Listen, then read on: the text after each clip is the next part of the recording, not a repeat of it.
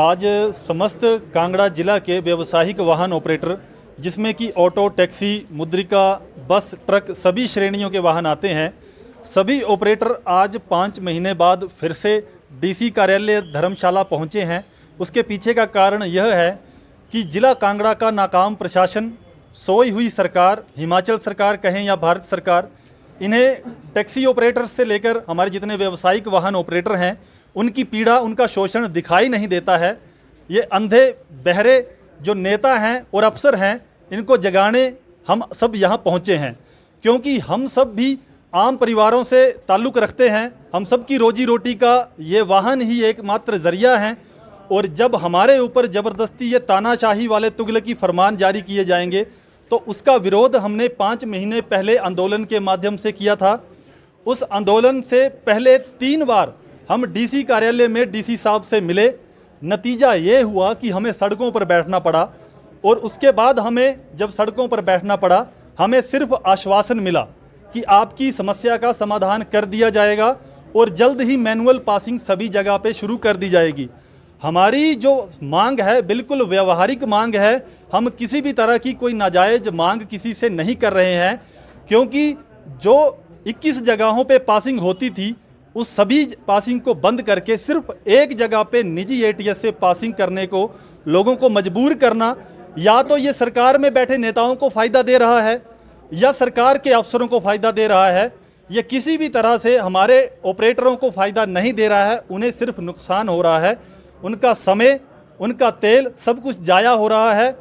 अभी हाल ही की मैं बात करूं तो 4 दिन पहले हमारा एक टैक्सी ऑपरेटर गाड़ी पास करवाने यहाँ से लगभग 80 किलोमीटर दूर जाता है, और वहाँ पे उसी एटीएस के बाहर एक्सीडेंट से वो जख्मी होता है। कल उसकी दुखद मृत्यु होती है, आज उसका शव उसके घर पहुँचा है, आज उसका अंतिम संस्कार होगा। क्या ये सरकारें इस इंतजार में हैं कि ये टैक्सी ऑपरेटर मर जाएं या इनके घर वाले जो हैं वो सड़कों पर आ जाएं? अगर आप हमें कुछ दे नहीं सकते तो हमारा हक हमसे छीनने पे क्यों उतारू हैं? इसका जवाब ना डीसी के पास है, ना आरटीओ के पास है, ना ही हिमाचल सरकार के पास है। आपकी अभी डीसी साहब से बात हुई है तो क्या आश्वासन मिला आपको? डीसी साहब ने स्पष्ट कर दिया है कि एक पत्राचार का जो खेल है, लेटर का, वो खेला जा रहा है हिमाचल सरकार और भारत सरकार के बीच। यहाँ से ये लेटर भेज देते हैं, वहाँ से उनका लेटर आ जाता है।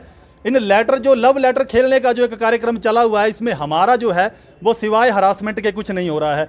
ऐसे लेटर का, ऐसे भारत सरकार का और हिमाचल सरकार का हम क्या करेंगे जो हमारी समस्याओं का निवारण नहीं कर पा रही है? हम व्यवहारिक मांग कर रहे हैं।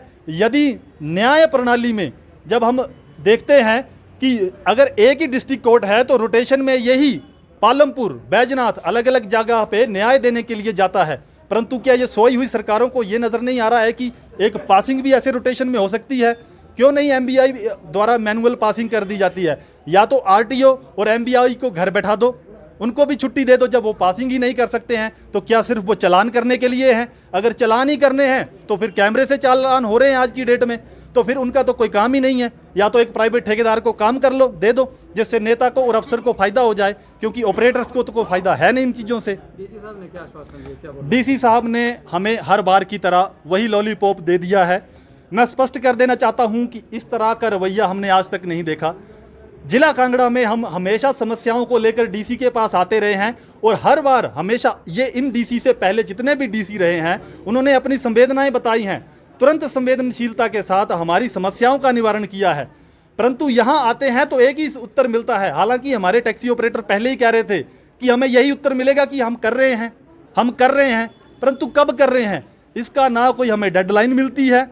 अब आज 5 महीने से हमारी हरासमेंट हो रही है, उत्पीड़न हो रहा है। एक व्यक्ति मर गया, उसका घर उजड़ गया, इस सरकार को कोई मतलब नहीं, इस सरकार को कोई लेना देना नहीं। अगर यही पासिंग हमारे पास होती, जोरावर स्टेडियम में होती, तो धर्मशाला का व्यक्ति रानीताल नहीं जाता और वो मरता नहीं। परंतु इन सोई हुई सरकारों को, इन अंधे गूंगे सरकारों को और अफसरों को ये चीज़ें दिखाई नहीं देती हैं। हम सब ने यह तय कर लिया है कि अगर हमारी मांगे, क्योंकि डीसी साहब ने क्लियर कर लिया मैं बातचीत करूंगा और आपको बताऊंगा, परंतु कब बताऊंगा इसका कुछ पता है नहीं। शायद डीसी साहब को पता नहीं है। अगर किसी को पता ही नहीं है तो हम सब ने तो तय कर लिया है कि 27 जुलाई सोमवार को समस्त व्यावसायिक वाहन अनिश्चितकालीन हड़ताल पर जा रहे हैं। ये हड़ताल तब तक चलेगी जब तक हमारी समस्याओं का निवारण नहीं होगा। और आमरण अनशन पर, भूख हड़ताल पर जब तक हम मर नहीं जाते, क्योंकि इन अंधे गूंगे अफसरों को और इन बहरी सत्ता को ये सुनाई नहीं दे रहा है, हमारा जो उत्पीड़न हो रहा है, हम जो चीख रहे हैं, पुकार रहे हैं, इनको दिखाई नहीं दे रहा है। तो इसी परिसर में हम भूख हड़ताल पर बैठेंगे और ये हमारा लोकतांत्रिक हक है, इसे कोई छीन नहीं सकता।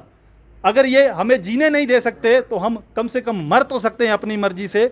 और उस वक्त हम दो अर्थीयाँ उठाएंगे, एक भाजपा जो केंद्र में बैठी है और एक कांग्रेस जो हिमाचल सरकार में बैठी है, क्योंकि भाजपा और कांग्रेस के लिए यदि हम मर गए हैं तो हमारे लिए ये दोनों पार्टियां मर चुकी हैं जो भारत और हिमाचल की सत्ता में बैठकर राज कर रही हैं। क्योंकि हम लोग मूर्ख नहीं हैं कि रोज हम डीसी ऑफिस आएँ और यहाँ पे गिड़गिड़ाएं, हम अपना हक मांग रहे हैं, कोई भीख नहीं मांग रहे हैं।